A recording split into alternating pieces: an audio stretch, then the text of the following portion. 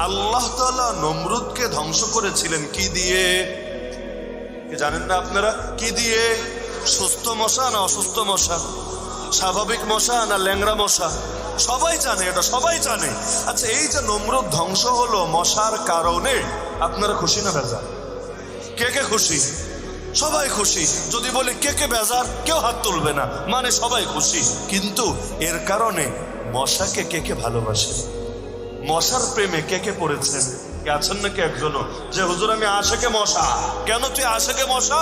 কারণ এই মশাই সেই মশা যে নমরুদকে পৃথিবী থেকে বিদায় করেছে। তো নমরুদ পৃথিবী থেকে বিদায় হয়েছে এতে খুশি, কিন্তু এর মানে মশার প্রেমে পড়েছি বিষয়টা এমন না।